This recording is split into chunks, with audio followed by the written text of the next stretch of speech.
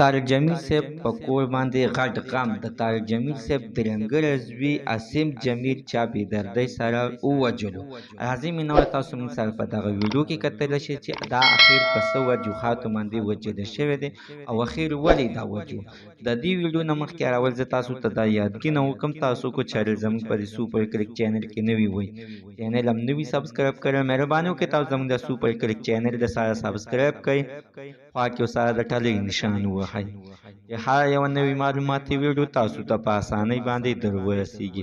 آصف جمیل صاحب عزتمنو دا چا بې دردۍ سره ووژلو چې دا د طارق جمیل صاحب درنګره زوی و چې عزتمنو دا خپل پلار ته ډېر سخت ګران خو مو او ډېر قابل خو مو چې ویل کېږي چې په ده باندې عزتمنو ډاکټرۍ کورسونه هم کړي خو د علم دپاره تیاری خو یې ورته کړی و.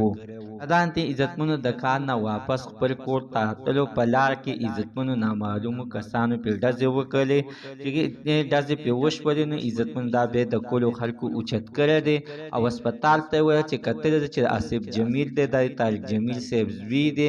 نو عزتمنو سمدستي خلکو طارق جمیل صاحب ته ټلیفون کړی دی، هغه هم سمدستي عزتمنو هسپتال ته تللی ده چې کتلی دي.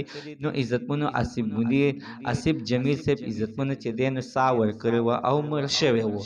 د هغه په کور کې ډېر د ساه غم دی، الله تعالی دې د ده دغه غم دته دی الله پاک د زړه صبر وکړي. ځکه عزتمنو واقع خبره ده د بچو درد ډېر سخت سیوا دی، دا باندې نن عزتمنو سم قیامت دی. الله تعالی دې دل صبر وکړي، د ده مور او پلار ته دې الله تعالی صبر وکړي.